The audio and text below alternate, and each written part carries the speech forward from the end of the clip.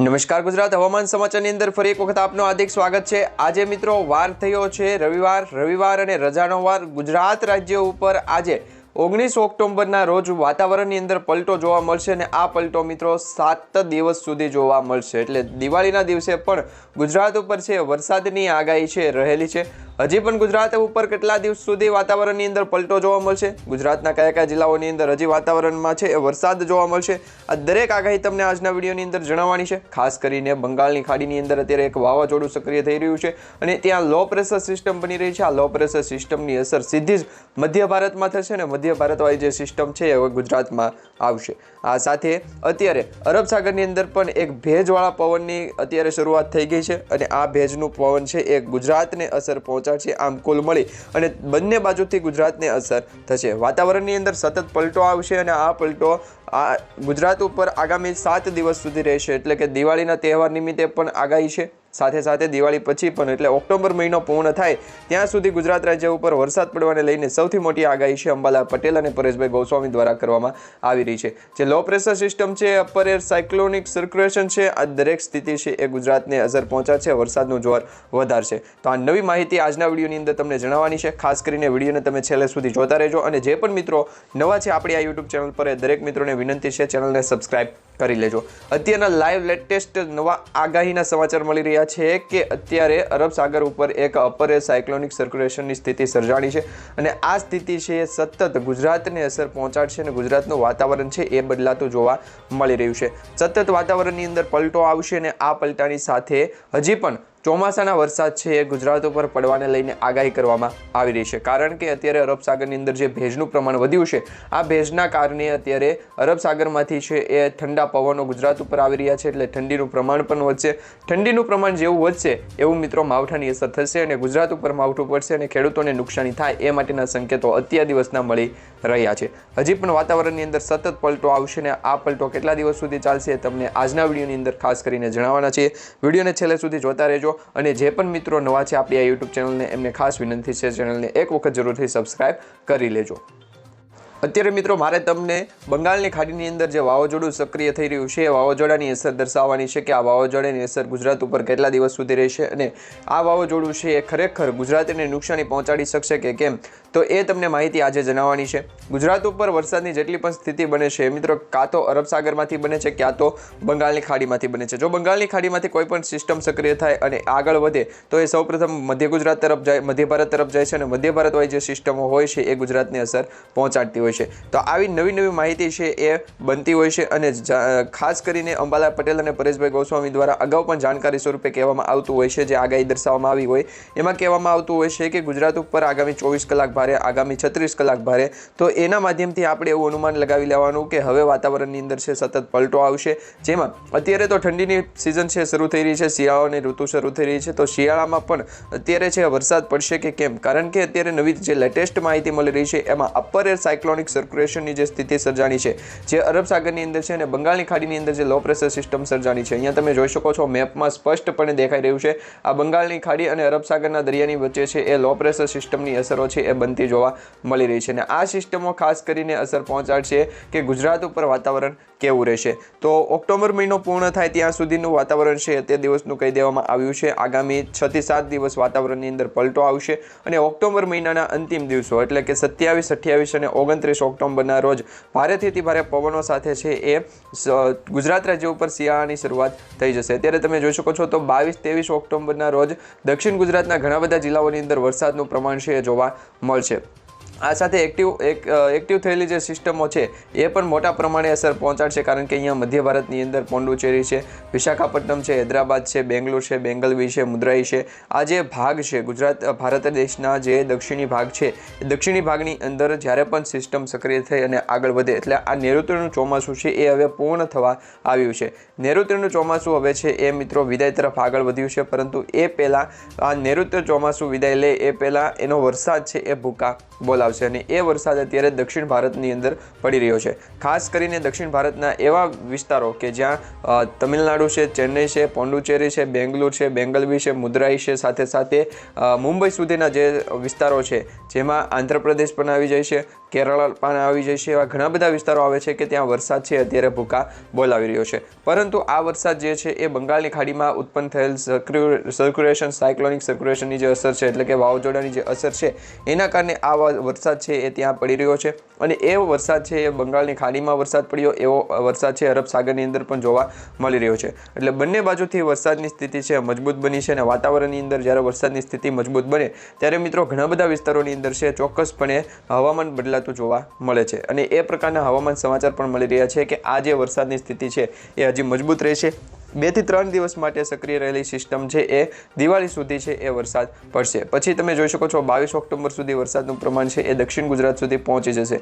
દક્ષિણ ગુજરાતમાં પણ અમુક જિલ્લાઓની અંદર જ વરસાદનું પ્રમાણ છે જોવા મળશે, જેમાં સુરત છે, વલસાડ છે, દમણ છે, દાદરનગર હવેલી છે. આ સાથે છે ગુજરાત રાજ્યના દક્ષિણ ભાગના જે વિસ્તારો છે એમાં બેંગ્લોર, ખાસ કરીને દક્ષિણ ગુજરાતના જે જિલ્લાઓ છે એમાં સુરત, વલસાડ, દમણ, દાદરનગર હવેલી, આ સાથે સાથે અત્યારે રાજપીપળા, અમોદના વિસ્તારો છે એમાં પણ વરસાદ છે જોવા મળવાનો છે. તો આમ કુલ મળી અને 3 દિવસ માટે છે દક્ષિણ ગુજરાતના જિલ્લાઓની અંદર વરસાદની સ્થિતિ દર્શાવવામાં આવી રહી છે. એ પછી વાતાવરણ છે થોડુંક એવું સૌરાષ્ટ્રના જિલ્લાઓની અંદર કે જેમાં આપણે જોઈએ છીએ ભાવનગરથી લઈ અને વેરાવળ, ગીર સોમનાથ, ઉના સુધીના વિસ્તારોની અંદર વાદળછાયું વાતાવરણ રહેશે. એટલે વાદળછાયા વાતાવરણની અંદર મિત્રો વરસાદ નહીં પડે.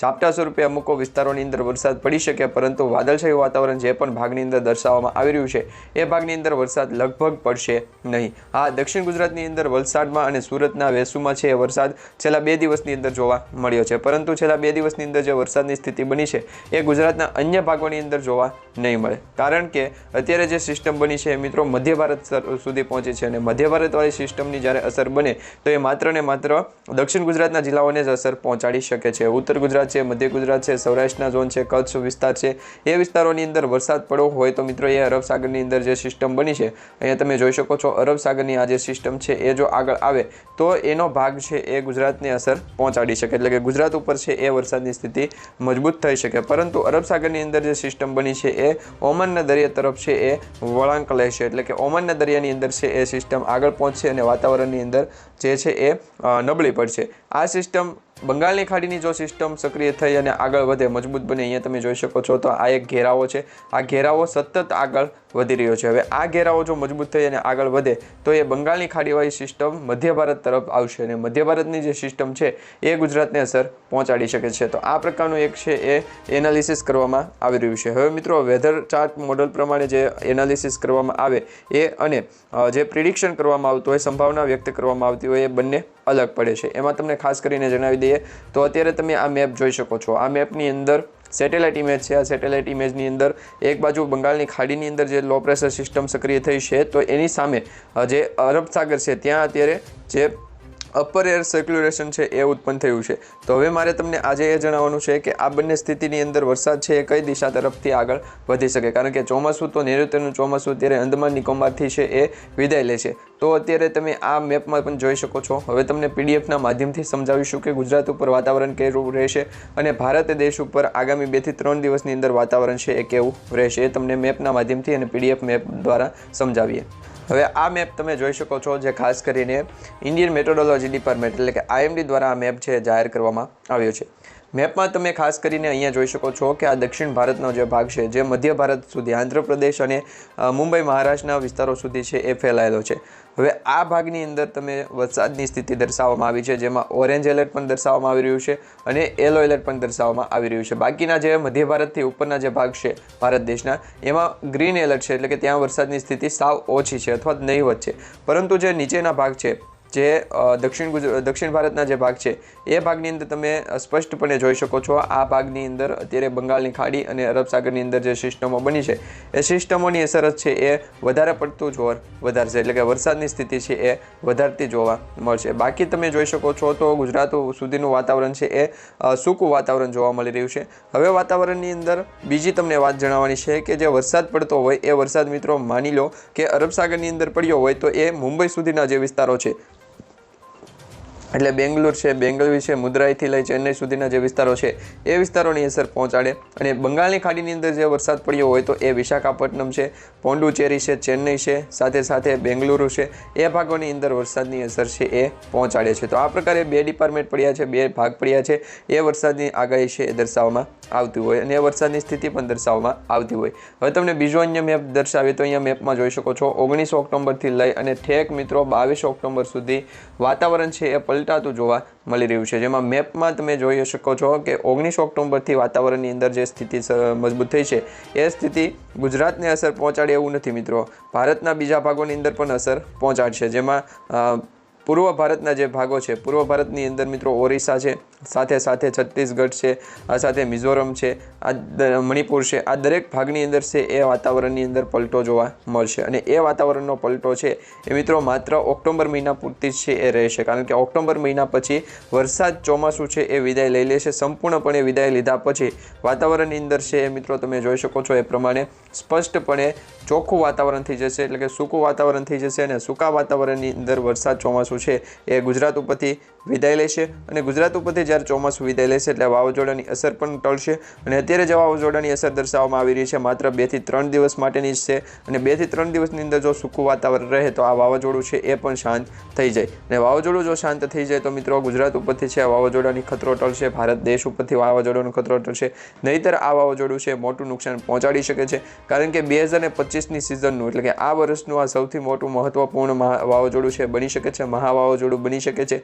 એની પાછળનું કારણ તમને દર્શાવી દઈએ તો અરબ સાગરની અંદર પહેલાં શક્તિ નામનું વાવાઝોડું છે એ સક્રિય થયું હતું। હવે આ શક્તિ નામનું વાવાઝોડું જો અસર પહોંચાડતું હોય તો ગુજરાત ઉપર આવતું ઘણું બધું વાવાઝોડાની અસરો છે એ નબળી પડી છે। અત્યાર સુધીમાં તમે જોઈ શકો છો શક્તિ વાવાઝોડા કરતાં બીજા ઘણા બધા વાવાઝોડા છે એની અસર નબળી પડી છે અને શક્તિ વાવાઝોડું પણ મોસ્ટ ઓફલી છે નબળું પડ્યું હતું અને ઓમાન અને અરબ સાગરમાં ફેલાઈ ગયું, જેના કારણે એ ગુજરાતને અસર નથી પહોંચાડી। પરંતુ જે બંગાળની ખાડીની અંદર જે વાવાઝોડું સક્રિય થશે એ વાવાઝોડું ખાસ કરીને મધ્ય ભારત સુધી પહોંચે અને મધ્ય ભારતમાં જ્યારે પણ વાવાઝોડું કોઈ પણ પ્રકારનું વાવાઝોડું આગળ વધે તો એ ગુજરાતને પણ અસર છે એ પહોંચાડતું હોય છે। તો આ પ્રકારની માહિતી છે એ મળતી હોય છે। એની સાથે મિત્રો તમને સેટેલાઇટ ઇમેજ દેખાડવાની છે। આ સેટેલાઇટ ઇમેજની માધ્યમથી તમને વધારે માહિતી મળશે, વધારે તમે છે એ જાણી શકશો કે વાતાવરણ અત્યારે કઈ દિશા તરફ આગળ વધી રહ્યું છે, કારણ કે અત્યારે સતત વાતાવરણની અંદર પલટો આવી રહ્યો છે। હવે આ પલટાની અસર ગુજરાતને થશે કે કેમ અને ભારતના બીજા અન્ય ભાગોને થશે કે કેમ, તો અહીંયા સ્પષ્ટપણે તમે જોઈ શકો છો આ છે અરબ સાગર, અહીંયા મેપમાં તમને ખાસ કરીને સ્પષ્ટપણે દર્શાવી દે તો આ છે અરબ સાગર, આ છે બંગાળની ખાડી, આ અહીંયા આપણું ગુજરાત, આ મધ્ય ઉત્તર પૂર્વ ભારતના જે ભાગો છે, ઉત્તર પૂર્વીય ભાગોની અંદર જે વાદળોનો ઘેરાવો બન્યો હોય એ સિસ્ટમો મધ્ય ભારત તરફ આવે અને મધ્ય ભારતવાળી જે સિસ્ટમો હોય એ ખાસ કરીને ગુજરાતને અસર પહોંચાડે, તો આ પ્રકારની સ્થિતિ બનતી હોય છે। હવે એ પછી તમને જણાવી દઈએ તો અહીંયા છે હિન્દ મહાસાગર, જે બંગાળની ખાડી અને અરબ સાગરને જોડે એ હિન્દ મહાસાગરની અંદર વાતાવરણ છે એ સતત પલટાતું જોવા મળતું હોય છે। તો હિન્દ મહાસાગરની અંદર છે ઘણી વખત વાવાઝોડા બનતા હોય, પરંતુ એ શ્રીલંકા છે, માલદીવ છે, આવા ઘણા બધા ટાપુઓ ઉપર છે એ ફેલાઈ જતા હોય છે, પરંતુ અત્યારે બંગાળની ખાડીની અંદર અને અરબ સાગરની અંદર અપર સાયક્લોનિક સર્ક્યુલેશનથી લઈ અને વાતાવરણની અસર જે બની રહી છે એ વરસાદની સ્થિતિને મજબૂત બનાવી રહી છે। હવે વરસાદની સ્થિતિ જ્યારે મજબૂત બને ત્યારે એવી આગાહી દર્શાવવામાં આવતી હોય છે કે ગુજરાત ઉપર એનું જોર વધે, તો અપર સાયક્લોનિક સર્ક્યુલેશન બને તો એનું જોર વધારે હોય, તે પછી લો પ્રેશર સિસ્ટમ બની હોય કે વેલમાર્ક લો પ્રેશર સિસ્ટમ બની હોય તો એ વાતાવરણની અંદર છે એ નબળી હોય છે। સિસ્ટમ જ્યારે ડિપ્રેશન સુધી પહોંચે ત્યારે આપણે એવું માની શકીએ કે વાવાઝોડું છે એ સક્રિય થઈ અને ધોધમાર વરસાદ પડશે, પવનની ગતિ વધશે, તો આવા પરિબળો બનતા હોય છે। પરંતુ અત્યારે જે વરસાદની સ્થિતિ છે એ નબળી છે, વાતાવરણની અંદર છે એ ઘેરાવો બન્યો છે, બાકી વરસાદની સ્થિતિ તો અત્યારે નબળી છે એ બનતી જોવા મળી રહી છે। પરંતુ આ વાતાવરણની અસર છે ગુજરાતને પણ ઘેરાવો કરી અને આગળ વધારી શકે છે। ગુજરાતના પણ ઘણા બધા જિલ્લાઓની અંદર, રાજ્યોની અંદર છે એ વરસાદ છે એ ભૂકા બોલાવી શકે છે। હવે તમને બીજી માહિતી જણાવીએ તો મિત્રો આગામી 2 દિવસની અંદર દિવાળીનો તહેવાર આવે છે, દિવાળીમાં હજુ વરસાદ આવવાની શક્યતા બનતી જોવા મળી રહી છે। 2 દિવસથી જે છે એ સિસ્ટમો બની રહી છે, જેમાં 3 સિસ્ટમો અત્યારે જોવા મળી રહી છે, બંગાળની ખાડીની અંદર, અરબ સાગરની અંદર અને મધ્ય ભારતની અંદર। આમ કુલ મળી અને 3 જે સિસ્ટમો બની છે એ સિસ્ટમોની અસર હજી પણ જોર વધારશે। ગુજરાત ઉપર છે એની અસર કેવી રહેશે તમને જણાવી દઈએ તો રાજ્ય ઉપર અસર થતી જોવા મળી રહી છે, કયા વિસ્તારોની અંદર કઈ તારીખથી વરસાદ આવશે એના વિશેની વિગતો છે તમને જણાવવાની છે। તો હવામાન વિભાગની આગાહી મુજબ બંગાળની ખાડીની અંદર વધુ એક સિસ્ટમ છે સક્રિય થઈ છે, 24 ઓક્ટોબરની આસપાસ લો પ્રેશર એરિયા બનશે અને હવામાન મોડેલના આંકલન મુજબ કહી શકાય કે સિસ્ટમ વધુ મજબૂત બનશે અને વરસાદની આગાહી છે 2 થી 3 દિવસ માટે સ્થિર રહેશે। તો ઓક્ટોબર મહિનાના અંતિમ દિવસો એટલે કે 25-24 ઓક્ટોબર પછી છે એ વાતાવરણની અંદર પલટો આવશે અને 24-25 ઓક્ટોબર પછી જે વાતાવરણની અંદર પલટો આવે છે, ખાસ કરીને અરબ સાગરનો પલટો હોય, બંગાળની ખાડીની અંદર લો પ્રેશર સિસ્ટમનો પલટો હોય તો એ અસર પહોંચાડી શકે છે. તો આમ કુલ મળી અને લો પ્રેશર સિસ્ટમ છે ગુજરાત ઉપર અસર પહોંચાડશે. તમને બીજી માહિતી જણાવી દઈએ, જો આ સિસ્ટમ મહારાષ્ટ્ર પરથી આવશે તો આ સિસ્ટમ છે એ આગળ જતાં ગુજરાતમાં વરસાદ લાવશે અને આ સિસ્ટમના કારણે 24 ઓક્ટોબરના રોજ છે એ વાતાવરણની અંદર પલટો આવશે. આ બાદ 24 ઓક્ટોબર પછી છે વરસાદ ભૂકા બોલાવશે. તો આ રીતે છે એ કુલ મળી અને 24 ઓક્ટોબર સુધી વાતાવરણ છે સક્રિય રહેવાની શક્યતા હાલ પૂરતી દર્શાવવામાં આવી રહી છે. જેમાં હાલની ગુજરાતના હવામાનની વાત કરીએ તો 20 ઓક્ટોબરથી 23 ઓક્ટોબર સુધી દક્ષિણ ગુજરાતમાં વરસાદનું અનુમાન છે.